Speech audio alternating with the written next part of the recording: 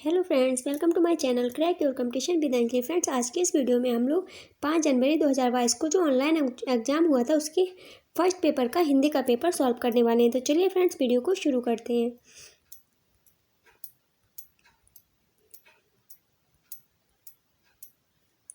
दिए गए question number 91 to 99 दिए गए गद्यांश को ध्यानपूर्वक पढ़िए तथा पूछे गए प्रश्नों के उत्तर के लिए सही विकल्प का चयन कीजिए। कर्मों से बहुत कुछ बदला जा सकता है। दुनिया कर्म प्रधान है। कर्म से किस्मत को भी बदला जा सकता है। जरूरत है इसकी शक्ति को पहचानने और इसे पूर्ण निष्ठा और लगन से करने की। सत्य से प्रेरित कार्य व्यक्ति को महान बनाते हैं। ऐसा व्यक्ति सरल, सबल, सशक्त, प्रेमी, दानी, ज्ञानी और कल्याणकारी होता है। कृत्य के बारे में कहावत है कि जैसा बोओगे वैसा काटोगे। कहते भी हैं कि बोया पेड़ बबूल का तो आम कहाँ से होए। गीता में भी कहा गया है कि इंसान को केवल कर्म का ही अधिकार है, उसके फल के बारे में चिंता करने का नहीं।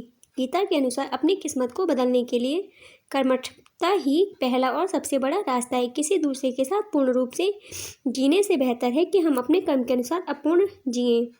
दूसरों के जीवन की उन्नति और सफलता से ईर्ष्या न करें। अपने जीवन से नकारात्मक विचारों को दूर कर अपनी आत्मा को उज्ज्वल बनाना चाहिए।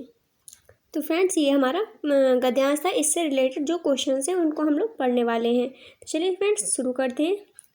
क्वेश्चन नंबर 91 है, गद्यांश में दुनिया के रूप में के किस रूप का चित्रण हुआ है। तो इसका राइट आंसर हो जाएगा ऑप्शन नंबर 2, कर्म प्रधान रूप का। दुनिया के किस रूप का चित्रण हुआ है गद्यांश में? कर्म प्रधान। नेक्स्ट क्वेश्चन है हमारा क्वेश्चन नंबर 92। कर्मठता शब्द है विशेषण, विशेष, संज्ञा या क्रिया। तो इसका जो राइट आंसर हो जाएगा फ्रेंड्स, हो जाएगा ऑप्शन नंबर 3, संज्ञा। कर्मठता क्या है? एक संज्ञा शब्द है। नेक्स्ट क्वेश्चन है क्वेश्चन नंबर 93। कर्म से किस्मत को भी बदला जा सकता है। रेखांकित शब्द के स्थान पर कौन सा विकल्प उपयुक्त होगा? तो किस्मत की जगह हमारा जो विकल्प सही होगा वो हो जाएगा ऑप्शन नंबर 2, भाग्य। कर्म से भाग्य को भी बदला जा सकता है। नेक्स्ट क्वेश्चन है हमारा क्वेश्चन नंबर 94। यहाँ जैसा बोओगे वैसा काटोगे से क्या तात्पर्य है? जैसे बीज बोते हैं वैसा ही फसल होती है, गलत। जैसे बीज होंगे वैसे ही फल होंगे, गलत। जैसे काम करोगे वैसा ही परिणाम मिलेगा। ऑप्शन नंबर 3 हमारा बिल्कुल सही आंसर हो जाएगा। नेक्स्ट क्वेश्चन है हमारा क्वेश्चन नंबर 95। उन्नति का विलोम शब्द है। तो फ्रेंड्स, उन्नति का विलोम शब्द हो जाएगा अवनति। हमारा फर्स्ट ऑप्शन बिल्कुल सही आंसर हो जाएगा। नेक्स्ट क्वेश्चन है 96 नंबर क्वेश्चन। गद्यांश के अनुसार अपने अंतर्मन को किस प्रकार प्रकाशित किया जा सकता है? अपने कर्मों की चिंता करके, ये गलत है। कर्म की शक्ति को पहचानकर, सभी के प्रति सकारात्मक भाव रखकर, सबके साथ स्पर्धा करके। दूसरा और चौथा भी गलत है। हमारा राइट आंसर हो जाएगा ऑप्शन नंबर 3, सभी के प्रति सकारात्मक भाव रखकर। नेक्स्ट क्वेश्चन है हमारा 97 नंबर क्वेश्चन। व्यक्ति को महान बनाने की में किसकी भूमिका महत्वपूर्ण है? तो उसका राइट आंसर हो जाएगा ऑप्शन नंबर 2, उसके कार्यों की। व्यक्ति को महान बनाने में उसके कार्यों की भूमिका महत्वपूर्ण है। नेक्स्ट क्वेश्चन है 98 नंबर क्वेश्चन। गद्यांश के अनुसार भाग्य परिवर्तन के लिए अनिवार्य है कर्म के प्रति निष्ठा। ऑप्शन नंबर 1 बिल्कुल सही आंसर हो जाएगा। भाग्य परिवर्तन के लिए क्या अनिवार्य है? कर्म के प्रति निष्ठा। नेक्स्ट क्वेश्चन है हमारा 99 नंबर क्वेश्चन। किसी दूसरे के जीवन के साथ जीने से तात्पर्य है सुख दुख में साथ रहना, किसी को अकेला न छोड़ना, दूसरे पर निर्भर होकर जीना या पूर्ण रूप से बेहतर जीवन जीना। तो इसका राइट आंसर ऑप्शन नंबर 3 हो जाएगा, दूसरे पर निर्भर होकर जीना। नेक्स्ट क्वेश्चन है हमारा फ्रेंड्स, नेक्स्ट क्वेश्चन की जगह अभी हमें पहले पैराग्राफ को पढ़ के पद्यांश को पढ़ना है, उसके बाद उसके आंसर्स को करना। 100 to 105 तक इस पद्यांश से रिलेटेड क्वेश्चन हैं। चलिए फ्रेंड्स, पद्यांश को पढ़ लेते हैं। निर्देश दिए गए पद्यांश को ध्यानपूर्वक पढ़िए तथा पूछे गए प्रश्नों के उत्तर के लिए सही विकल्प का चयन कीजिए। यह धरती है उस किसान की जो मिट्टी का पूर्ण पारखी, जो मिट्टी के संग साथी, तपकर गलकर मरकर खपा रहा है जीवन अपना, देख रहा है मिट्टी में सोने का सपना। मिट्टी की महिमा गाता है, मिट्टी के ही अंत स्थल में अपने तन की खाद मिलाकर मिट्टी को जीवित रखता है, खुद जीता है। यह धरती है उस किसान की। नेक्स्ट, तो फ्रेंड, इससे रिलेटेड जो क्वेश्चन हैं उसको पढ़ लेते हैं। क्वेश्चन नंबर 100 है, कवि ने धरती को किसान की धरती क्यों कहा है? किसान धरती के लिए लड़ता है, नहीं। किसान धरती पर अथक परिश्रम करता है, ऑप्शन नंबर 2 बिल्कुल सही आंसर हो जाएगा। नेक्स्ट क्वेश्चन है हमारा 101 नंबर क्वेश्चन। अपने तन की खाद मिलाकर मिट्टी को जीवित रखता है, पंक्ति में रेखांकित अंश से क्या आशय है? अपने हाथों से सिंचाई करना, गलत। रासायनिक खाद का प्रयोग करना, गलत। अत्यधिक परिश्रम करना, ऑप्शन नंबर 3 बिल्कुल सही आंसर हो जाएगा। ऑप्शन नंबर 4 भी गलत है। अपने तन की खाद मिलाकर मिट्टी को जीवित रखता है, पंक्ति में रेखांकित अंश से क्या आशय है? अत्यधिक परिश्रम करना। नेक्स्ट क्वेश्चन है हमारा 102 नंबर क्वेश्चन। किसान अपना जीवन किस में लगा रहा है? तो फ्रेंड्स इसका आंसर हो जाएगा ऑप्शन नंबर 4, अन्न साग सब्जी उगाने में। नेक्स्ट क्वेश्चन है हमारा क्वेश्चन नंबर 103। किसान का जीवन किस पर आधारित है? कृषि कार्य पर, मिट्टी की महिमा गाने पर, स्वप्न देखने पर, खाद बीज के संग्रहण पर। तो इसका जो राइट आंसर हो जाएगा वो ऑप्शन नंबर 1, कृषि कार्य पर। किसान का जीवन किस पर आधारित है? कृषि कार्य पर। नेक्स्ट क्वेश्चन है क्वेश्चन नंबर 104। निम्न में से कौन सा लयात्मक शब्दों का उदाहरण है? अपना सपना, तप कल, गल मर, गाता जीता। तो इसका राइट आंसर ऑप्शन नंबर 1 हो जाएगा, अपना सपना। लयात्मक शब्दों का उदाहरण क्या है? अपना सपना, क्योंकि ये दोनों पढ़ने में लास्ट में इनकी जो लय है वो एक जैसी हो रही है। नेक्स्ट क्वेश्चन है हमारा 105 नंबर क्वेश्चन। कौन सा शब्द भिन्न है? तपना, गलना, सपना, रखना। तो इसका राइट आंसर हो जाएगा ऑप्शन नंबर 3, सपना। सपना जो शब्द है यहाँ पर वो बिल्कुल भिन्न शब्द है। नेक्स्ट क्वेश्चन है हमारा 106 नंबर क्वेश्चन। मातृभाषा आधारित बहुभाषावाद क्या है?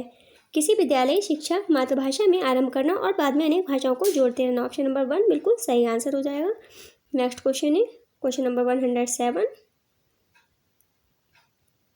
कक्षा 5 की एक अध्यापिका 5 या 6 शब्दों वाले 5 वाक्यों को शुद्धलेख करवाती है। वह 2 बार वाक्य पढ़ती है और शिक्षार्थियों को ध्यानपूर्वक सुनने के लिए कहती है और बोले गए वाक्यों को लिखने के लिए कहती है। यहाँ पर अध्यापिका श्रवण के किस उपागम का प्रयोग करना चाहती है? शीर्ष पाद उपागम, टॉप डाउन, संप्रेषणात्मक उपागम, ऊर्ध्वगामी उपागम, बॉटम अप या शुद्धलेख उपागम। तो इसका जो राइट आंसर हो जाएगा फ्रेंड्स हो जाएगा ऑप्शन नंबर 3, ऊर्ध्वगामी उपागम यानी कि बॉटम अप। नेक्स्ट क्वेश्चन है हमारा क्वेश्चन नंबर 108। एक अध्यापक अपनी कक्षा में विभिन्न समूहों को 10 शब्दों का एक समूह देती है। वह ऐसे शब्द ढूंढने के लिए कहती है जो शब्द से समानता रखते हो और नया शब्द बनाने के लिए उनके आगे उपसर्ग या पीछे प्रत्यय जोड़ा जा सके। इसे क्या कहा जाता है? तो इसे कहा जाता है फ्रेंड्स विन्यास। क्या कहा जाता है? विन्यास। ऑप्शन नंबर 3 बिल्कुल सही आंसर हो जाएगा इसका। नेक्स्ट क्वेश्चन है हमारा 109 नंबर क्वेश्चन। बोली से क्या तात्पर्य? किसी एक क्षेत्र सामाजिक समूह की वाचन विशेषता, किसी एक क्षेत्र विशेष के लोगों द्वारा लेखन के लिए इस्तेमाल की जा रही भाषा, किसी कार्य विशेष से संबंध रखने वाले लोगों की वाचन विशेषता। नंबर 4 है सत्ताधारी लोगों द्वारा इस्तेमाल की जा रही भाषा। तो इसका राइट आंसर ऑप्शन नंबर 1 हो जाएगा, किसी एक क्षेत्र या सामाजिक समूह की वाचन विशेषता। नेक्स्ट क्वेश्चन है हमारा 110 नंबर क्वेश्चन।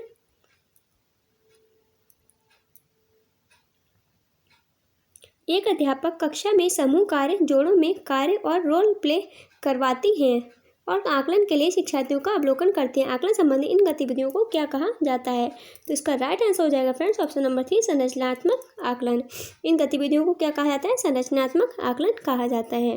नेक्स्ट क्वेश्चन है हमारा क्वेश्चन नंबर 111। एक अध्यापक कक्षा में वस्तुओं के ऊपर वस्तु का नाम शिक्षार्थियों की भाषाओं अंग्रेजी तथा शिक्षार्थियों द्वारा जानी गई अन्य भाषाओं में लिखती है। यहाँ पर अध्यापक क्या करने का प्रयास कर रही है? शिक्षार्थियों को वर्णमाला के अक्षरों से परिचित करवा रही है? नहीं। शिक्षार्थियों में भाषा संबंधी जागरूकता पैदा कर रही है? नहीं। शिक्षार्थियों में लिपि संबंधी जागरूकता की समझ विकसित कर रही है? नहीं। कक्षा में भाषा समृद्ध परिवेश सृजित कर रही है? ऑप्शन नंबर 4 बिल्कुल सही आंसर हो जाएगा। नेक्स्ट क्वेश्चन है हमारा 112 नंबर क्वेश्चन। भाषांतरण ट्रांसलैंग्वेजिंग से क्या तात्पर्य है? भाषा की कक्षा में अनेक भाषाओं का शिक्षण, किसी विषय वस्तु के शिक्षण अधिगम के लिए एक भाषा के बाद दूसरी भाषा का प्रयोग करना, कक्षा में शिक्षा अधिगम और बोलने के लिए अनेक भाषाओं का इस्तेमाल करना और सभी विषय वस्तुओं और साथ ही साथ भाषाओं को एक ही भाषा में पढ़ाना। तो इसका जो राइट आंसर हो जाएगा फ्रेंड्स वो हो जाएगा ऑप्शन नंबर 3, कक्षा में शिक्षा अधिगम और बोलने के लिए अनेक भाषाओं का इस्तेमाल करना। नेक्स्ट क्वेश्चन है हमारा क्वेश्चन नंबर 113। किसी पाठ्य सामग्री की प्रामाणिकता से क्या तात्पर्य है? तो इसका राइट आंसर हो जाएगा ऑप्शन नंबर 2, मूलतः किसी एक संदर्भ विशेष से उपजी सामग्री जिसमें भाषा सहज रूप से प्रयुक्त हो। नेक्स्ट क्वेश्चन है हमारा 114 नंबर क्वेश्चन। निम्नलिखित में से कौन सा उपागम शिक्षार्थियों को अच्छा लेख लिखने के भिन्न चरणों को समझने का अवसर देगा? वर्णनात्मक लेखन, लेखन का प्रक्रिया उपागम, लेखन का उत्पादों का उपागम या संस्थानात्मक लेखन। तो इसका राइट आंसर हो जाएगा ऑप्शन नंबर 2, लेखन की प्रक्रिया उपागम। नेक्स्ट क्वेश्चन है हमारा 115 नंबर क्वेश्चन। व्याकरण सीखने से क्या आशय है? व्याकरण के नियम सीखना नहीं, सर्वप्रथम नियम सीखना और बाद में उसका प्रयोग कर सकना, ये भी गलत है। अर्थ के संदर्भ में प्रयोग करना सीखना, ऑप्शन नंबर 3 बिल्कुल सही आंसर हो जाएगा। किसी भी भाषा के लिखित और बोले जाने वाले स्वरूप में गलतियां निकालना, ये बिल्कुल गलत आंसर है। तो हमारा आंसर हो जाएगा ऑप्शन नंबर 3। नेक्स्ट क्वेश्चन है हमारा 116 नंबर क्वेश्चन। त्रुटियों से क्या अभिप्राय है? त्रुटियां सीखने का संकेतक है।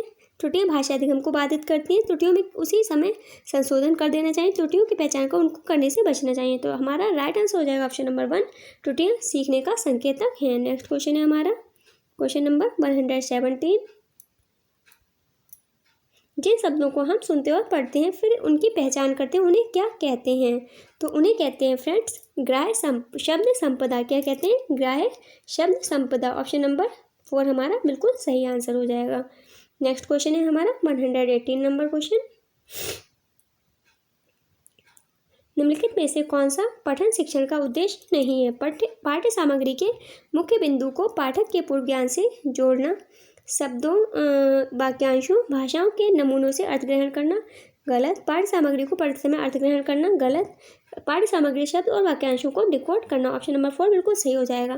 फ्रेंड्स इसमें पठन शिक्षण का उद्देश्य नहीं है, ये क्वेश्चन पूछ रहा है, इसलिए पाठ्य सामग्री शब्द और वाक्यांशों को डिकोड करना, ये ऑप्शन हमारा सही हो जाएगा। अगर यहाँ पे उद्देश्य है दिया होता तो ये जो तीनों ऑप्शन थे ये तीनों ही सही हो जाते। नेक्स्ट क्वेश्चन है फ्रेंड्स हमारा 119 नंबर क्वेश्चन। जब शिक्षार्थी पहली बार विद्यालय आते हैं उन्हें अपनी मातृभाषा की भरपूर समझ होती है। अध्यापक अंग्रेजी या किसी अन्य भाषा की कक्षा में विद्यार्थियों की मातृभाषा का इस्तेमाल कर सकते हैं। 1 नंबर, अध्यापक कक्षा की सामान्य भाषा से पढ़ाना आरंभ करें फिर शिक्षार्थी को अपनी भाषा का इस्तेमाल करने दें, गलत। अध्यापक को सिर्फ अंग्रेजी या दूसरी भाषा का इस्तेमाल करना चाहिए और शिक्षार्थियों को अपनी मातृभाषा के इस्तेमाल की अनुमति नहीं देनी चाहिए, ये भी गलत हो जाएगा। अध्यापक बच्चों को उनकी इच्छानुसार भाषा के इस्तेमाल करने की अनुमति दें और वह स्वयं भी सामान्य भाषा बोल सकती है। ऑप्शन नंबर जो हमारा 3 है वो बिल्कुल सही आंसर हो जाएगा फ्रेंड्स। ऑप्शन नंबर 4 हमारा ये भी गलत है। नेक्स्ट क्वेश्चन है हमारा 120 नंबर, ये लास्ट क्वेश्चन है इस पेपर का। राष्ट्रीय शिक्षा नीति 2020 शास्त्रीय भाषाओं के अध्ययन की अनुशंसा किस रूप में करती है? विद्यालय शिक्षा के मिडिल और माध्यमिक चरण के दौरान अतिरिक्त विकल्प के रूप में, त्रिभाषा सूत्र के अंतर्गत एक विकल्प के रूप में, विद्यालय शिक्षा के बुनियादी चरण के दौरान अतिरिक्त विकल्प के रूप में, विद्यालय शिक्षा के माध्यमिक चरण के दौरान अतिरिक्त विकल्प और एक ऐच्छिक भाषा के रूप में। तो इसका राइट आंसर ऑप्शन नंबर 1 हो जाएगा, विद्यालय शिक्षा के मिडिल और माध्यमिक चरण के दौरान अतिरिक्त विकल्प के रूप में। फ्रेंड्स 5 जनवरी 2020 का फर्स्ट पेपर का हिंदी का पेपर सॉल्व हो चुका है। फ्रेंड्स आपको वीडियो कैसी लगी प्लीज़ कमेंट बॉक्स में ज़रूर बताइएगा। यदि आपको वीडियो पसंद आई हो तो वीडियो को लाइक एंड शेयर कीजिए। यदि आप चैनल पर नए हैं तो चैनल को सब्सक्राइब करके बेल आइकन को प्रेस कर लीजिए ताकि मैं जब भी कोई भी वीडियो अपलोड करूं तो उसका नोटिफिकेशन आपको सबसे पहले मिल सके। फ्रेंड्स मिलते हैं नेक्स्ट वीडियो में, तब तक के लिए बाय बाय, टेक केयर।